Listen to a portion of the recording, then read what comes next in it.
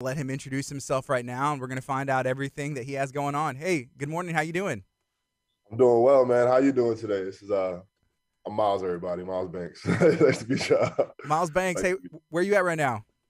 I mean, I'm in Houston. I'm at home right now, but yeah, I mean, I don't know. I'm from New York though, guys. So don't Okay. think I'm from Houston tonight. I'm a transplant. What brought you down here? Uh, man, a lot of things really. Just opportunity all around. Quality of life. New York is really restrictive right now.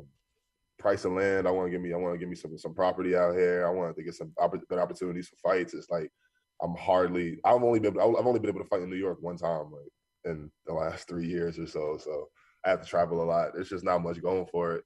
Everything's expensive. Everybody's angry. Everybody. Yeah. I love New York though. I'm from there, but I had to get out of there. I had to come do something different myself. So Yeah, it looks like they're starting to loosen up on the restrictions and guidelines and everything right now. But have you talked to friends and family? Is that the case? Are they trying to bring some fights back? Um, they have an event coming up. I think in like February or something like that. Like one of my, like my little brother's fighting soon. Um, out there, he's defending his belt for Freedom, I believe is the promotion or something like that. But yeah, I mean, it's still not that I know of too much going on like the major, like especially like the Yeah. MMA promotion stuff like that. I haven't seen any events going on recently, so it sucks that that's happening like that. But Yeah. So it was maybe 2 weeks ago. We were just talking about this before we went on air. You made your MMA debut for Fury, but Fury's killing it. They're having events, back to back to back. So it was just a couple weeks ago, but you made your MMA debut. How did that go? Um, it went well. It went pretty much according to plan. I mean, as far as fights go, I've been in enough like real life fights, and then like like and I sparred against like really good people and got into fights that I realized that like they don't they don't normally go according to plan, but that fight pretty much went according to plan. Like I was painting my picture and everything came out perfectly like on that guy. So thanks, thanks to him for being a good canvas. Yeah, yeah. So going into the fight, I had seen that gentleman fight once before, the dude that you fought at that MMA debut. Did you watch his fight? Did you watch any tape? Did you I know watched I anything? watched the I'm sorry for cutting you off by the way. No, you're good. You're good. Um I watched I did watch him fight Jake Williams. Yeah, I did watch that fight a couple of times while I was riding the bike doing some cardio. I'm like, Yeah. Did you think he did anything well in that fight? against Jake Williams? Yeah. Not really. Yeah. Not really. Honestly, I wasn't really impressed. I wasn't really impressed by him, honestly. So like um yeah, I'm training for the guys. I'm training for the guys at the top right now. So like, I mean, I don't. I'm still taking it one step at a time. I want to take my steps. I want to hit on my notes and don't skip anything, whatever the case may be like that. But I didn't look past him either. But it's levels to it, and that dude was not he was not on my level, and I had to make that very clear. Yeah. I saw on social media, because I follow you on social media, that you had posted he had came up to you, and I don't know if it was good sportsmanship or just trying to talk to you. What happened after the fight? The yo he like came up to the corner. He came up to like the corner we were in the corner room and was like giving me tips on like what I could have done better. It was so ridiculous. It was just so ridiculous. I was just like, okay. My face was really stuck, and like Adam was there too. Coach Copley was there. We're just looking at it, we're like, okay, like thank you, thanks, bro. I appreciate that. He's like, tell me I could have kicked him here or did more of this, and I'm like, okay, well, you probably should have did that too, then. Yeah. Did you give him any advice back? Nah, I didn't have anything to say to him. Really, Yeah. I had seen enough of him by that point. We were, we were just like, I had seen enough of him by that point. I didn't really have to talk about it. It was nothing personal, but we're not friends either, so I ain't Right. got really nothing to talk about. Yeah. So tell me a little bit about the gym that you train out of, and what was your first experience there?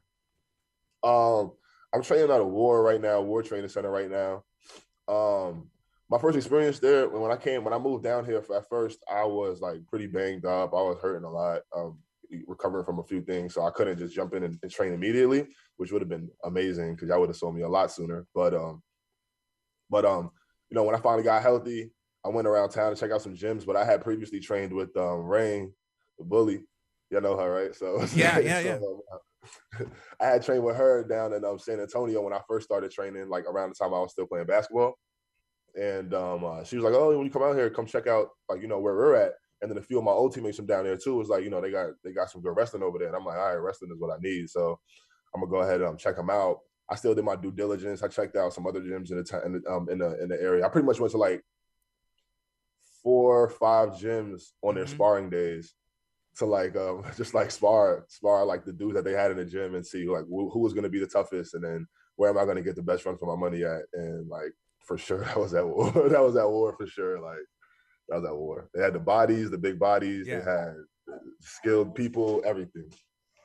Yes. Let's talk a little bit about your background. You mentioned playing basketball in San Antonio. You also mentioned growing up and fighting. What was your first introduction to mixed martial arts? Man, my first introduction to mixed martial arts, well, aside from like movies and everything you grow up watching, my first real introduction to mixed martial arts was, it kind of came full circle. It's funny how it happened. So I had like got like a little 5-class punch card for like these Muay Thai classes at this gym back home when I was still in Queens. I came home for like 6 months to like finish up some stuff before I went to go play at a different school. And I got the little punch card. I might have did like 2 classes on the punch card in the Muay Thai class at Militia Fight Academy. And then I like left, went back to school. Then I came back home when I finally finished up school. I was training at Ohana in San Antonio when I was still going to school.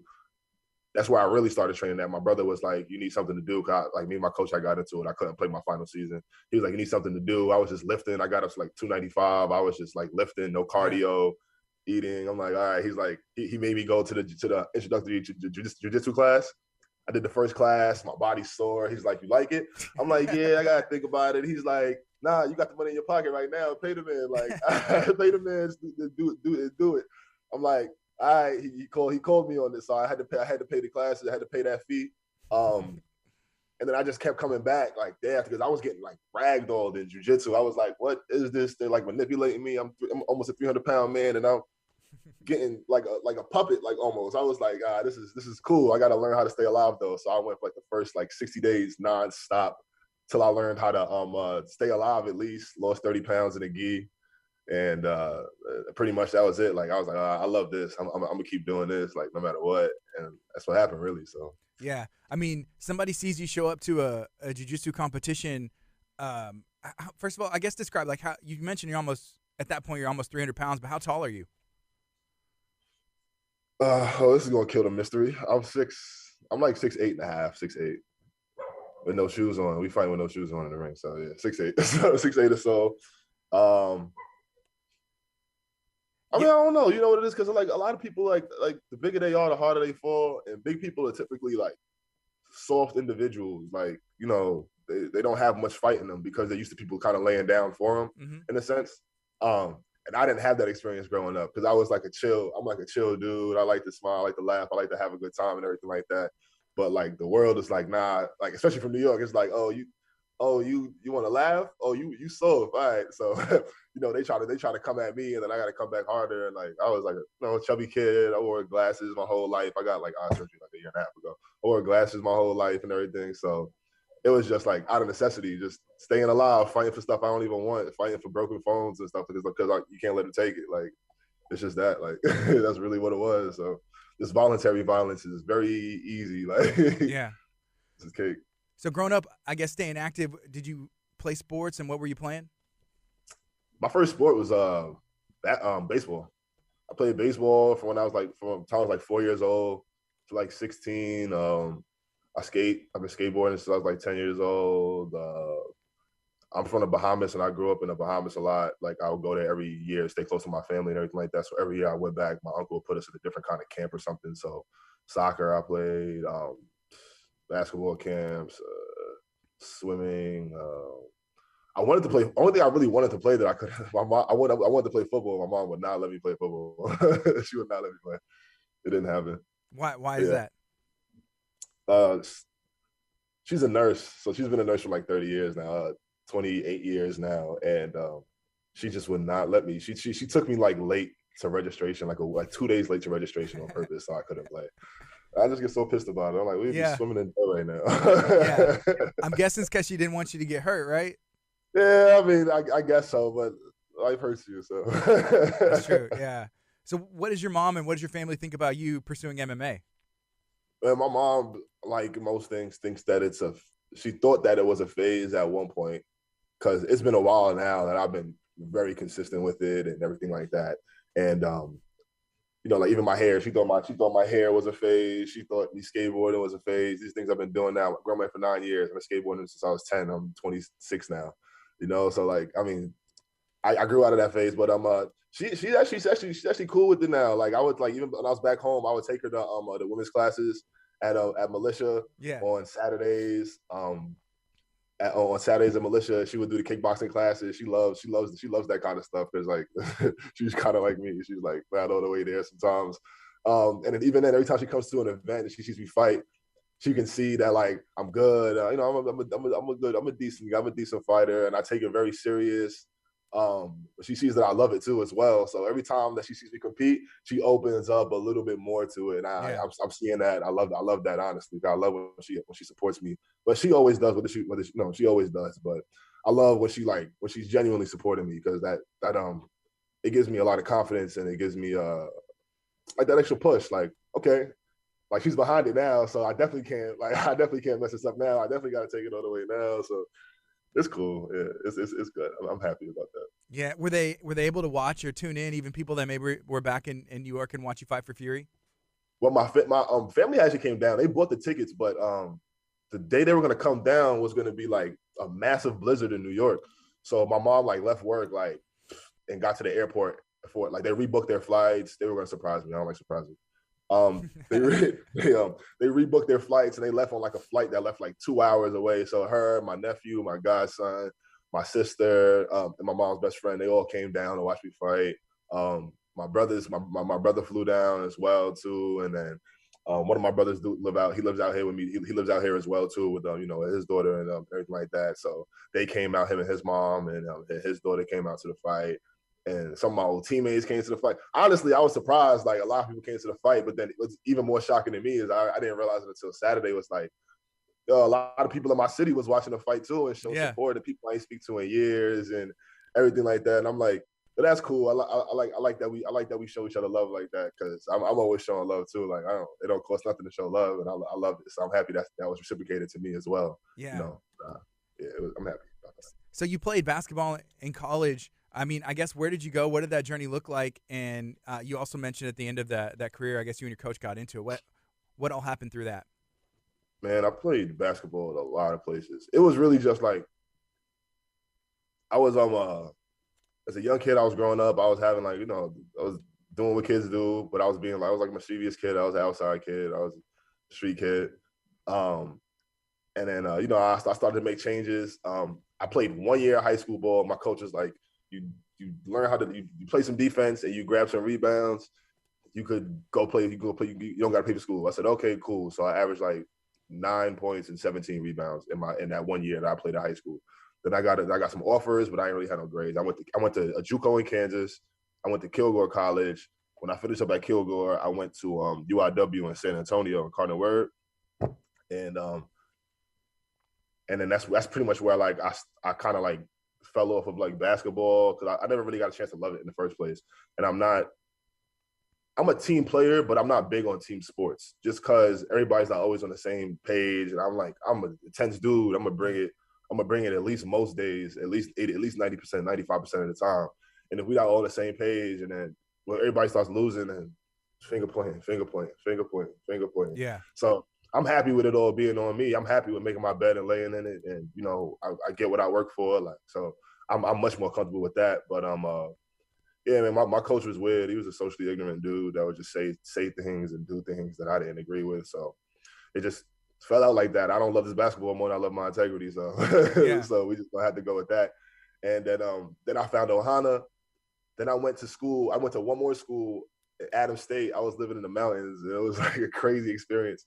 I'm like leaving practice, 3 hour practice, and I'm walking because it's a really small town in the mountain. And I was walking to go train at this gym that was basically just a trailer with some mats in it. And everybody would show up and we would just all do jujitsu. Some people in gi, some people in no gi. Sometimes we would spar, but like it was like a little small trailer in the middle of the mountain in the snow. Yeah. here, everywhere, beating up my dog. You gotta love it to be able to do that.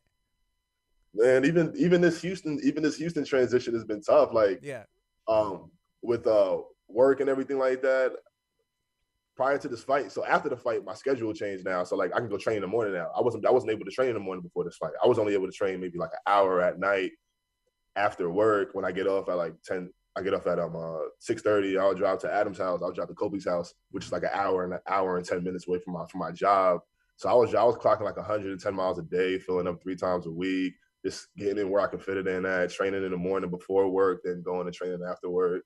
I mean, it's like it's sacrifice to some people. To me, it's just like this is for nobody but me in a sense. So I can't complain. I can't like I do want it, and they gave me that edge, and like I'm doing things that other people ain't doing. You feel me? On top of everything. So like I mean, it gives me an edge, but I love it though. So it don't feel like a sacrifice to me. It just feels Yeah. like second nature. Like, that's what I got to do. Okay, so just what you described, driving to Coach Copley's house and those long trips, walking in mountains through the snow to go train in a trailer. Would you say that you love fighting?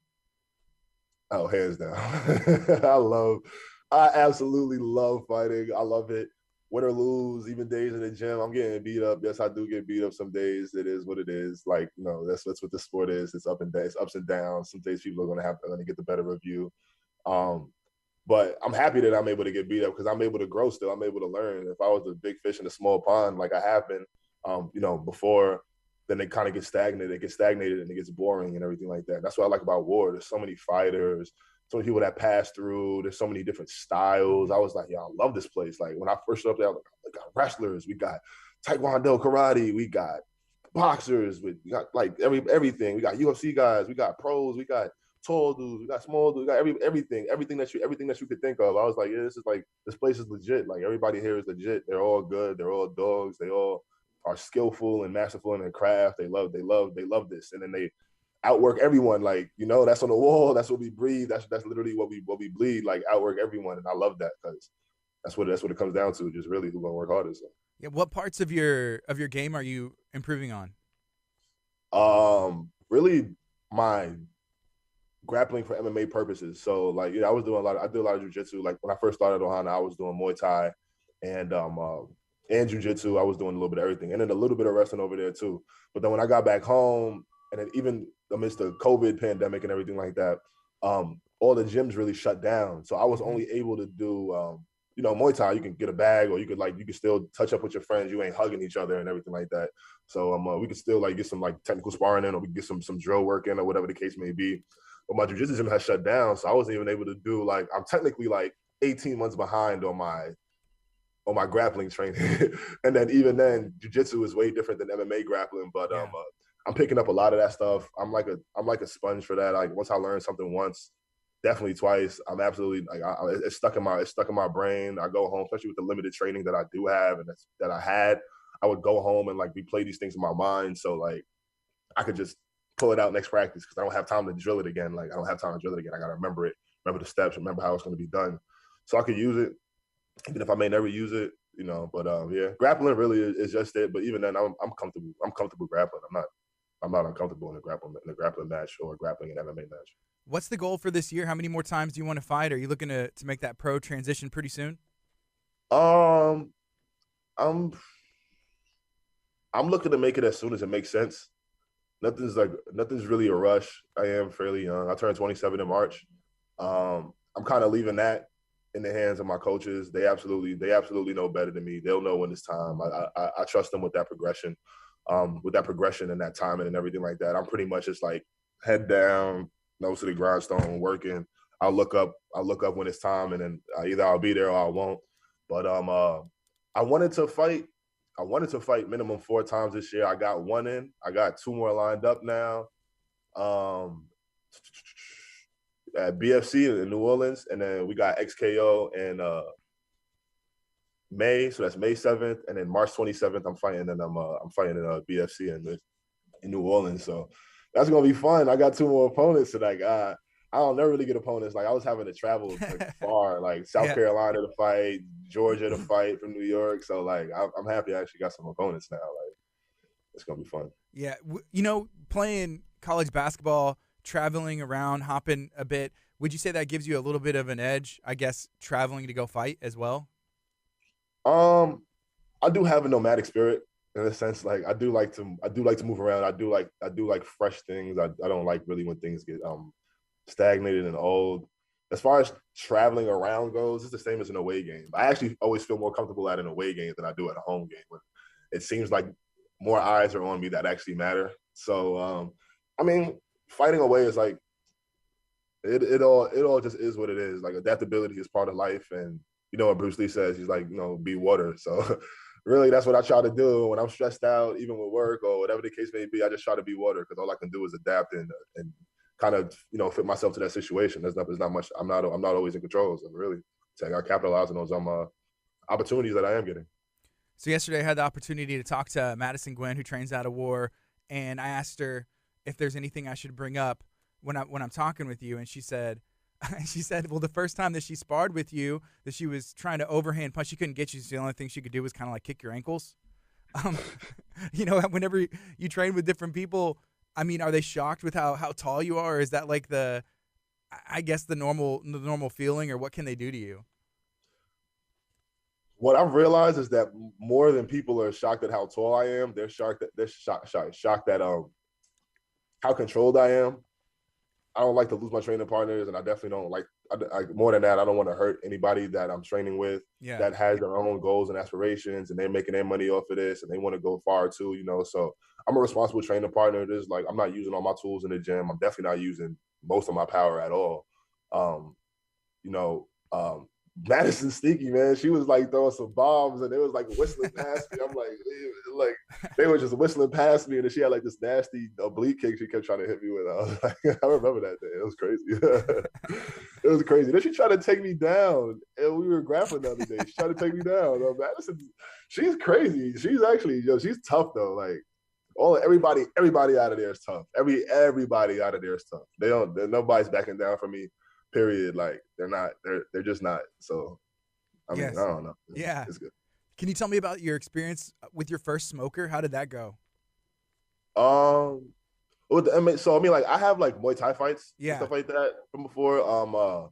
With those smokers, it was like boom. That was my first week back in the gym training actually. Because before that, I was just kind of doing a little bit of boxing, helping some boxers get ready for some matches like that, some top rank matches, and the other dude had a Team USA boxing match coming up, which he won. My boy is number one super heavyweight in the world. Um, um, uh, I was at Adam's house, and he was like, "Yo, some smokers tomorrow. You want to do them?" It was Thursday night. You want to do them tomorrow? I said, "Yeah. If they're gonna be after work, I get up at 6:30. I could come straight there." He was like, "All right, cool." So they said just come. So I came. It's gonna be for late. I went.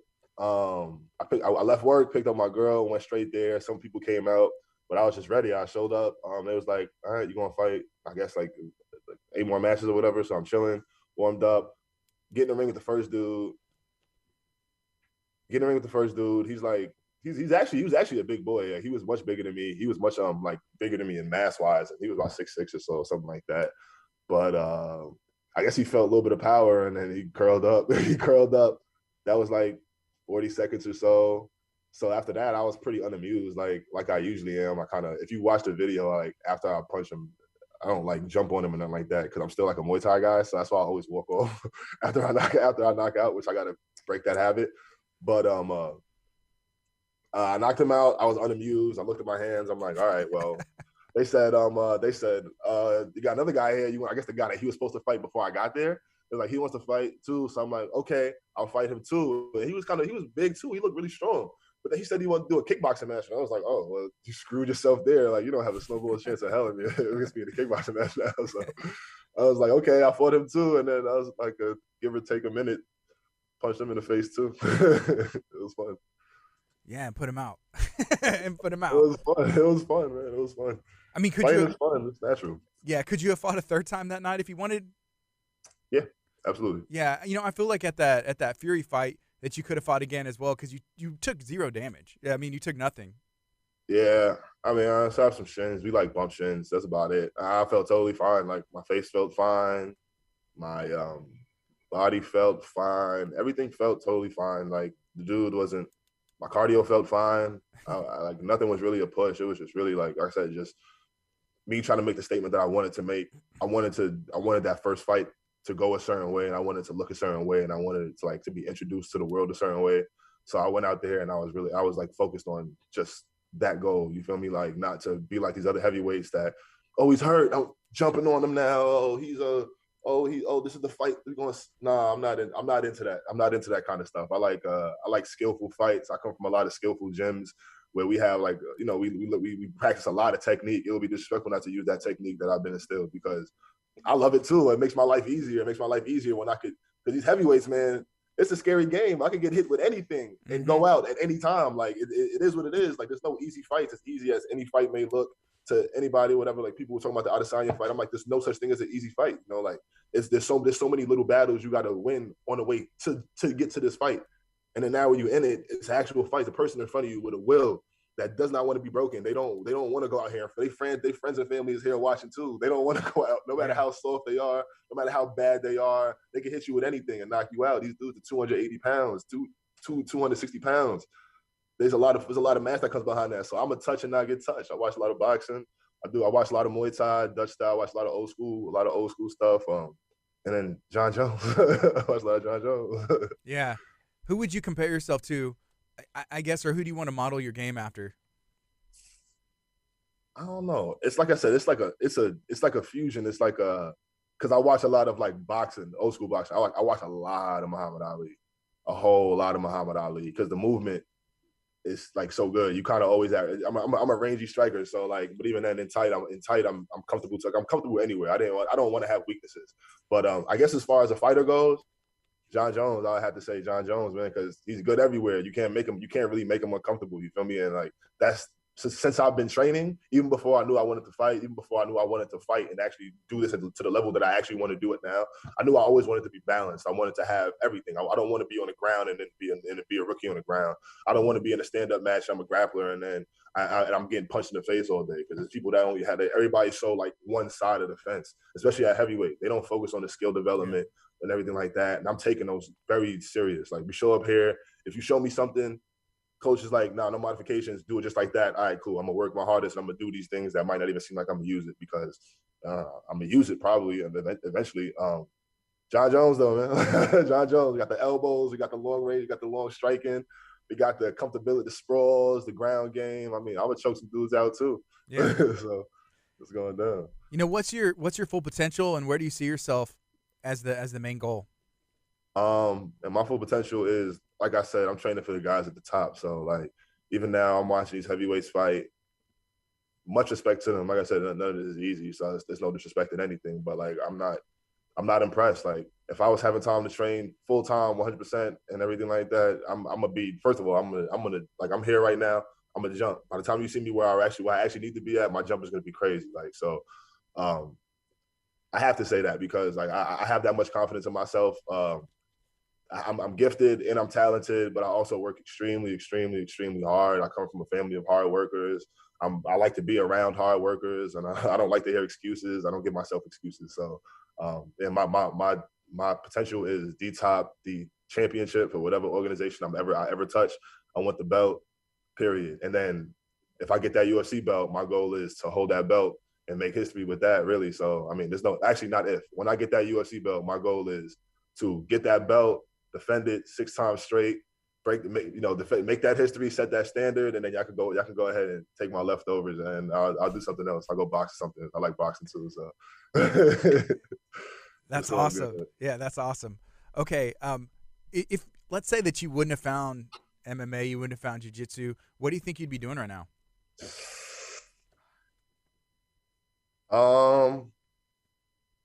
I got my degree in law. I would have either been like in law school right now or